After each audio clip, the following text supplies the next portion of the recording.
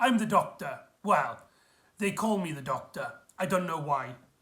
I call me the Doctor too. Still don't know why. Hello and welcome back to the Doctor Who Marathon. I'm your host McEdam, and today we're going to be talking about the Series 5 story, The Lodger, written by Gareth Roberts and is directed by Catherine Morshead. This story is notable for a few reasons. One of it being that it's actually an adaptation of a Doctor Who, I believe it's an annual comic strip, originally featuring the 10th Doctor and Mickey Smith, in which the Doctor is stuck on modern day Earth and basically has to adapt and appear normal to hide suspicions that he's a time traveling alien from outer space. So Gareth Roberts took that script, that idea, and turned it into a feature-length episode. This would be the third story in which this has happened, with Dalek being an adaptation of Jubilee, and Human Nature being an adaptation of Human Nature, the novel, 7th Doctor novel. So that's kind of interesting. This episode is also a companion light adventure. It had been a tradition at this point in the revived series that the episode, usually the one just before the finale, the final two-parter, is what they consider not a bottle episode, but is an episode in which the Doctor or companion, or sometimes even both even, are hardly in it, which are described as a Doctor Light, Companion Light, and a Doctor and Companion Light adventures. So this is one where Karen Gillan wasn't needed much, only appearing on the TARDIS set for a handful of scenes in the story. So this is so she only has a handful of appearances, considering it's a companion light, despite the story having a surrogate companion in the wake of Craig. And Craig is also another reason why this story is massively noteworthy, because Craig is played by none other than James Corden, who at the time of the episode became just an absurdly famous figure in British. You could even consider him a British icon for creating and starring in the show Gavin and Stacey, a British sitcom, which was hugely popular at the time, being one of the most viewed programs in the modern era of television. And so he became a statum of mainstream television, and so to pick him up was incredibly noteworthy. The reason how they got him is because actually Matt Smith and James Corden are actually real life friends. Another noteworthy bit about this story, mainly a scene, is this story has an element revolving around football, the game football, which is another big British institute, for better or for worse. But what's noteworthy here is that Matt Smith is actually a huge football fan. In fact, he wanted to become a pro athlete as a football player. However, due to a back injury, he was unable to do so and focused his entire career on acting. If it wasn't for the fact that he physically could not do football, he wouldn't have become an actor. That is kind of astonishing, really. So this episode got Matt Smith to basically live up to something that he really enjoyed and was really passionate about inside one of his episodes, and also starring as a friend, which is probably why in this story the 11th Doctor is probably his most energetic. Matt Smith is really quick-paced, really bubbly, really friendly, really interactive in this story, and it shows. I can always picture that Matt Smith is just having an absolute blast making this episode.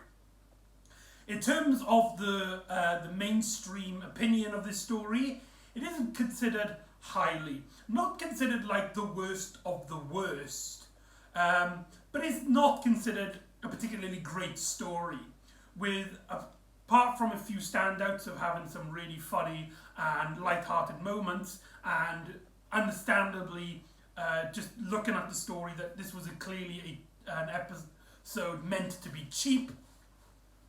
The story doesn't really have a lot for a build-up for a mainstream audience to get invested in it. So a lot of people consider this story as a very weak entry in the series. It does have a handful of fans, I must say. I have met a handful of people on the internet anyway who do consider this actually one of their favourite 11th Doctor stories because of its much more lighter tone, feeling much more like a regular British sitcom than it does a Doctor Who episode, which for some people, especially people who may not be interested in Doctor Who originally, might actually gravitate towards this episode. So, right there, I recommend this story if you are somebody who's into comedies and not really much into sci-fi. Maybe you'll get some enjoyment here. But what do I think about? That's the main point. Well, the story starts off with the Doctor landing his TARDIS in modern day. He supposedly he wanted to get to a particular moon sometime in the future. However, due to some sort of event, he is actually pulled out of the TARDIS, and the TARDIS closes the door and starts dematerializing without him. The Doctor is separated from his TARDIS, and Amy is trapped on board on the TARDIS. We then cut to 1 day later, in which we see Craig and his friend Sophie, played by the amazing Daisy Hargard, I believe I'm pronouncing her name correctly. And right off the bat, the issue with this story, in my opinion, is that Craig and Sophie are just not that interesting. I mean, sure, the script does give them kind of a lot to do and kind of a lot to say, and you do get these character moments and character beats and a lot of great character stuff in it. However, the main story, the main plot is that you got these two characters who are supposed to be the regular Joes, and they like each other, but they can't say because it might be too awkward. And right off the bat, as soon as that premise is presented to you, you know exactly where this is going. You there, if you haven't even seen this episode, you know how it's going to end. You know exactly how it's going to end. And that kind of plot could be well interested and well developed. However, I do feel like, not that anything is particularly wrong here, there are some few scenes which we'll talk later on, but it just lacks much interest for me anyway. It felt very basic, very formulaic in terms of its character development. Let's also talk about James Corden here, because he basically is the main character in this story, as he opens his door and the pre-credit sequence ends with the Doctor basically announcing he's his new roommate, which was a pretty fun little pre-credit sequence and a great little cliffhanger to lead into the main episode itself.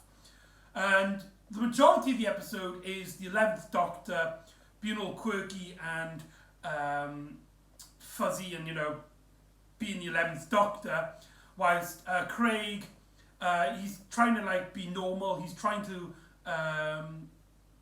talk to this girl he really likes, and the 11th Doctor keeps getting in his way.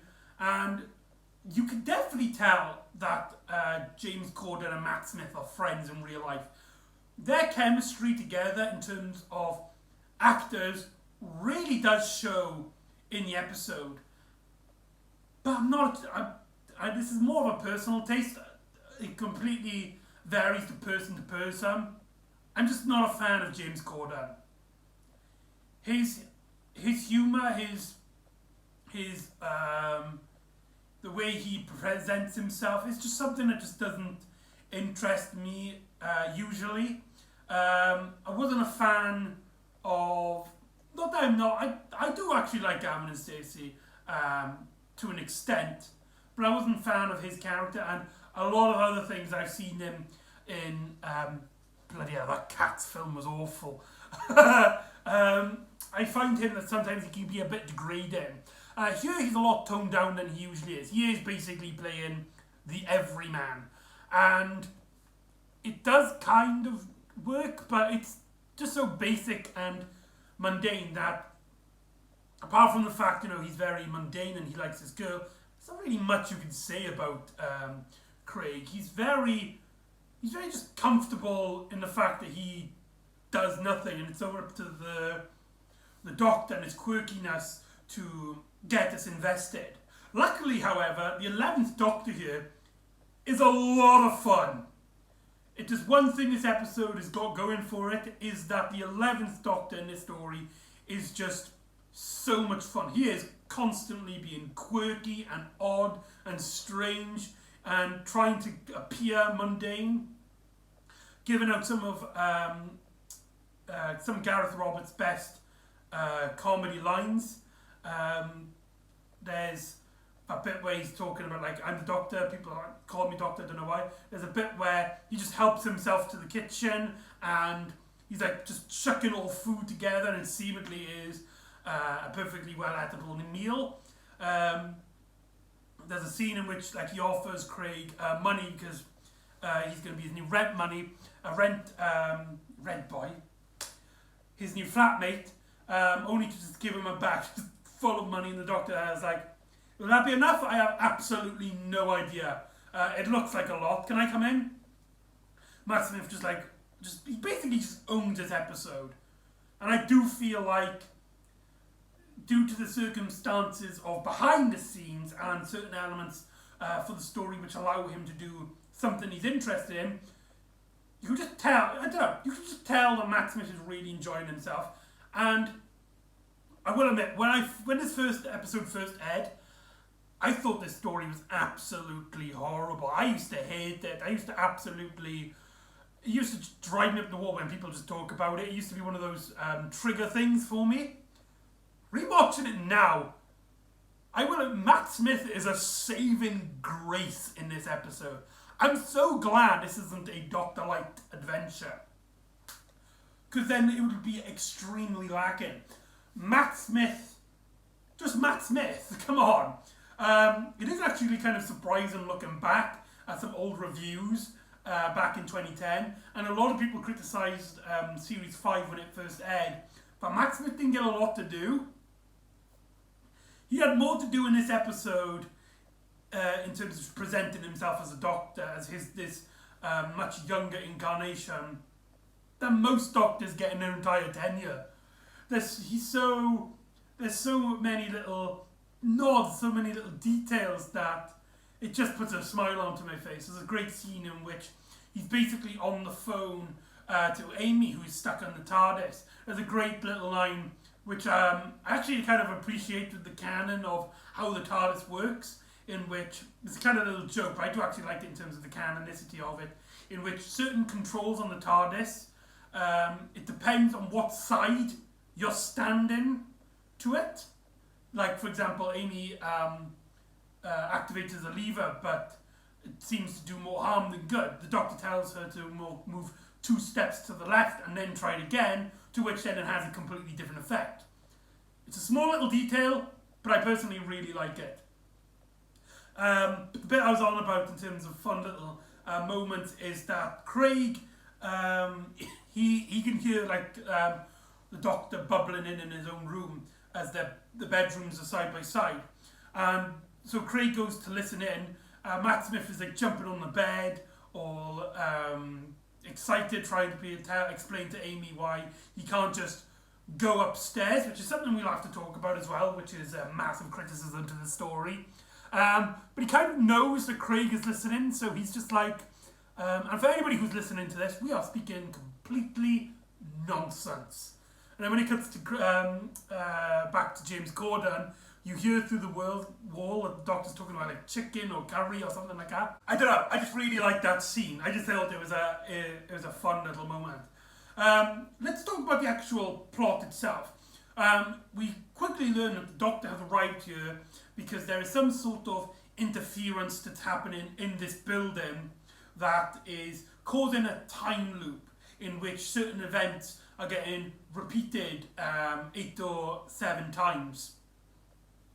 And apparently this is such a big issue that it's actually stopping the TARDIS from landing. Due to the fact it's only Amy there, not the Doctor, the TARDIS keeps trying to land in the same spot, however something keeps bouncing it back from the plot line.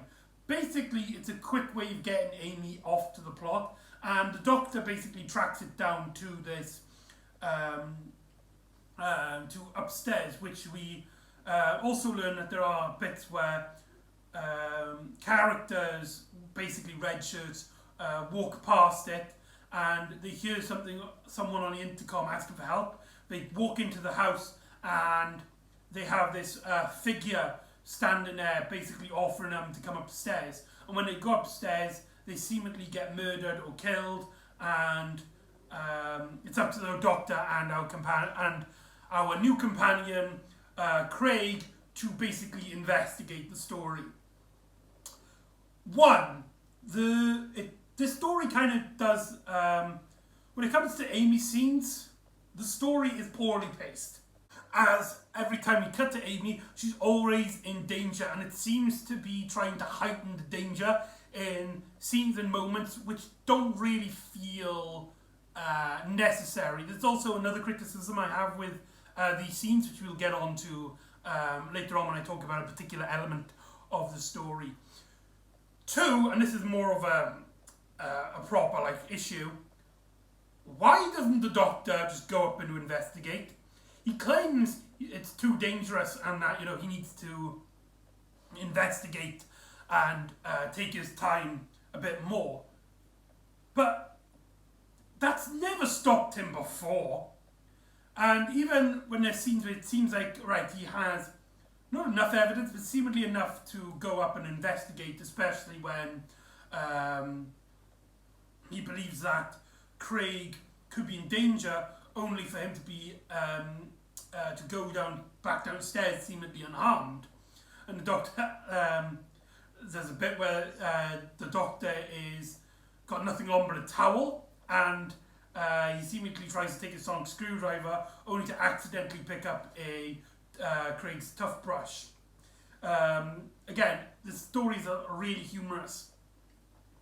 But yeah, it felt like the Doctor was stalling because you couldn't just have the Doctor go upstairs halfway through the episode. It's like the 11th Doctor really wants to go upstairs and investigate. However, Gareth Roberts and Stephen Moffat, the writers, are just like, no, you've got to wait until there's 10 minutes left of the episode.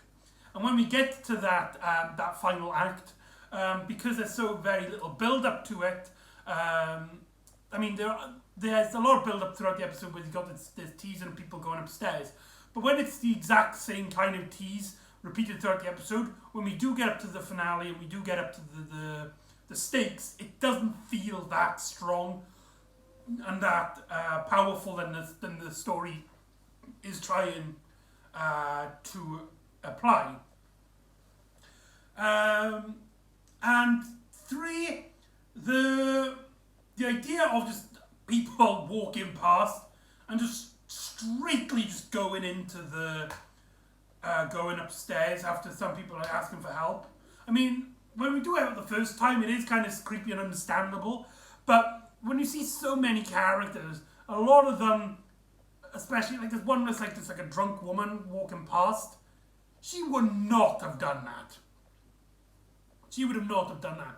There's a mother, there's an elderly, middle-aged woman that sees and the person upstairs take the form of a little girl, and that's kind of understandable, but again, it just felt like it was repeating and it got pretty dull pretty fast. But let's talk about something else about this episode, something which I think is hit and miss throughout the story. And that is the directing by Catherine Morshead, who previously directed the amazing Amy's Choice earlier on in the series. This story, like that story, also has, for the most part, a very mundane setting, a very modern day Earth environment. And she is great at giving this excitement to these very mundane scenes, and gives this story a very comical feel to the story, which I think she is also a big part of why this story works so well as a comedy. It is a comedy. It is a comedy episode.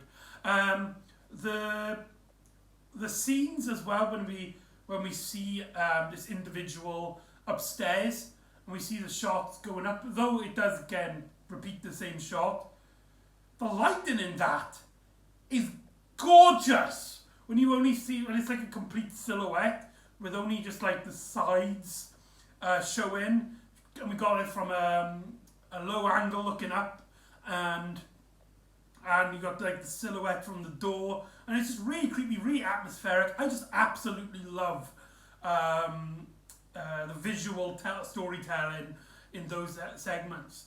However, it's not all perfect. There are a lot of scenes, especially one part the Doctor goes, takes Craig's job as he gets ill, as he touches this thing on the wall, which is seemingly leaking due to something that's happening upstairs. There's a lot of banging upstairs, and Craig seems to be mildly interested in it. He touches it and seemingly gets poisoned. The Doctor helps him up and takes his job. And as well with, like I said, with the Amy bits, the directing seems really off.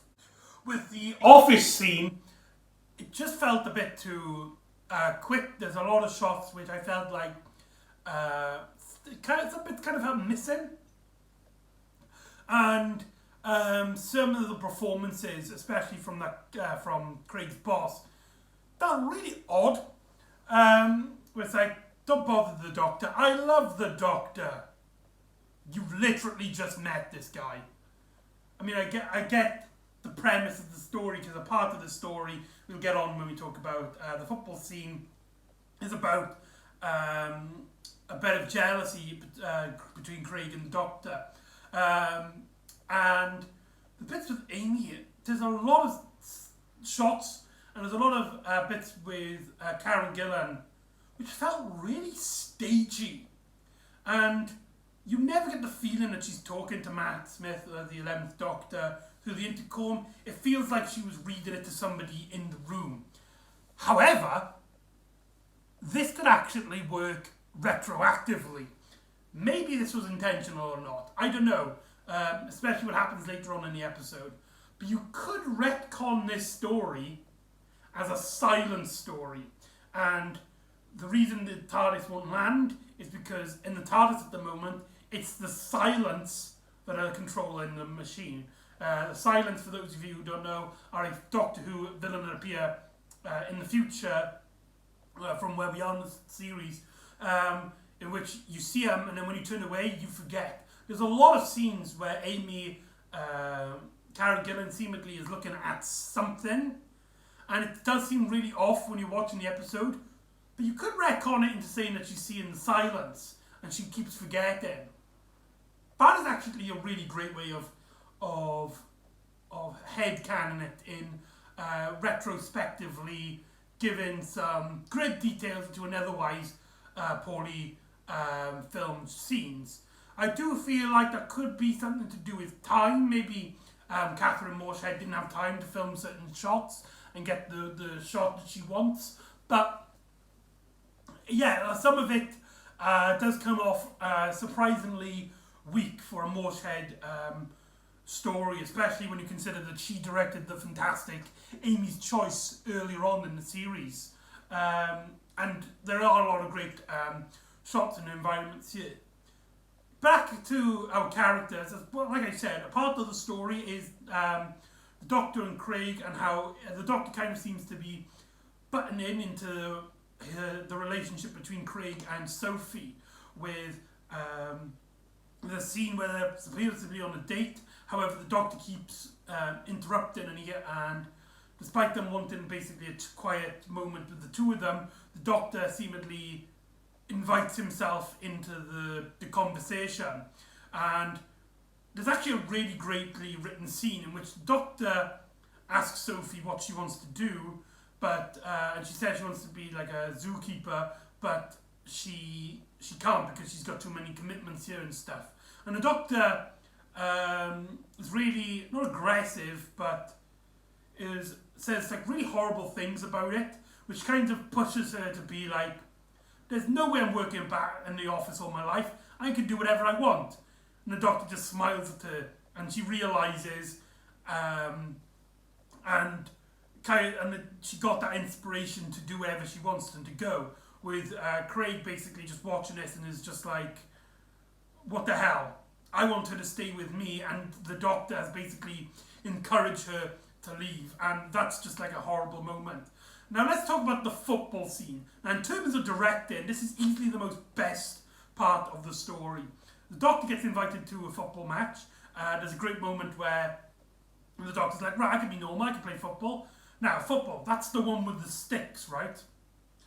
And we get this montage of the Doctor playing football with Craig's mates, and he is really good, and he keeps getting shot after shot and shot as Craig is usually separated. It's just him in the shots when it's just him, as he feels alone and isolated, as everybody seems to love the Doctor, and seemingly Craig is getting forgotten by everybody, including Sophie. It's just a really beautiful montage. Everybody brings up their favourite moment of this story. I'm one of those people. The I Am the Doctor variant version of the theme during this montage is absolutely gorgeous. I believe it's called The Unusual Striker. And as I've stated before, Matt Smith loves football. This gets to show him his unique football skills. It does actually make me beg for a 11th Doctor historical during a historical football event. I mean, I'm not somebody who's interested in football, but if a Doctor Who episode does a football episode, and it's the 11th Doctor, and he does show off more of his skills like this, that would be awesome. The scene also reminds me a lot of the 5th Doctor adventure, Black Orchid, in which a similar thing happens, but with cricket. So, the Doctor is always, and I love how the Doctor's always surprised that he's good at these sports. Like, he has no idea if he's good or not. He gets involved, and he just seems to, like, win all the time. It doesn't lose once. Kind of plays into that male, just like seeing, like, people being really good at what they're at the sports and stuff, so they can kind of imagine themselves being in that situation. But I just feel like with Matt Smith's passion, you could really see him enjoying it, and it's just an absolute blast. So let's talk about the ending of the story. After Sophie had been convinced to leave this small little setting and go off on her adventures to become like a zoo expert or an animal expert, does then the individual upstairs offer to take her to go upstairs for help? And she goes up there, and then it's up to the Doctor and Craig to investigate and go upstairs. The Doctor is just about to open the door, only for Amy to, on the communication, to tell the Doctor he can't be upstairs. It's a one-story building. There is no upstairs. And so when they open the door, it is revealed that the upstairs is in fact a TARDIS. A sort of homemade TARDIS. And this is kind of interesting. And this is another big noteworthy element of the story in which I didn't say at the start because it's kind of a spoiler. And as well, I find kind of interesting because when the story appeared, when it happened in this adventure, nobody thought anything of it. It felt very isolated, very self-contained. The story didn't need to be referenced again with, basically it's explained that somebody tried to create a TARDIS, and it had this sort of autopilot who connects people to the machine and travels them to where they go. However, because if humans aren't capable, aren't strong enough, they cannot get it to leave. They cannot get the ship to go to its destination. So it's been trying to pick up people who do not want to be there, and hopefully one of them will be acceptable enough to teleport to dematerialize this homemade TARDIS to somewhere else. And because it's a machine, it's on automation. It just keeps doing it and plans to basically keep doing it until they find somebody, possibly wanting to wipe out the entire Earth to get an acceptable pilot. And when it scans the Doctor and realizes he's a Time Lord, he believes he's a perfect candidate.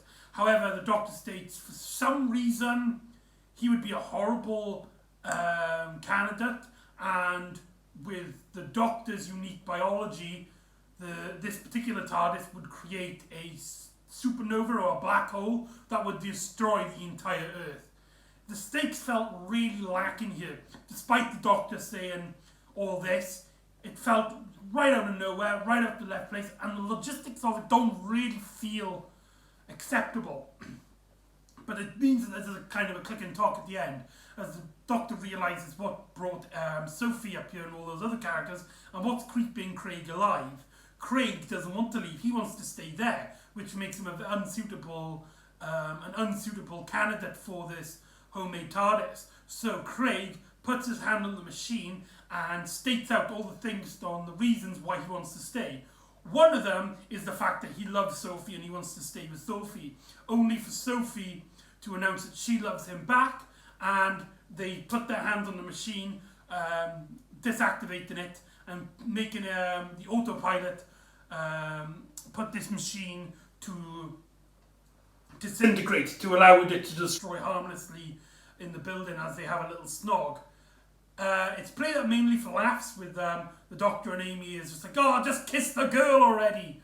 But I just felt it was a really weak ending that didn't really justify the episode, and didn't feel like this episode was building up to that kind of finale in terms of the setting and the way the ship worked.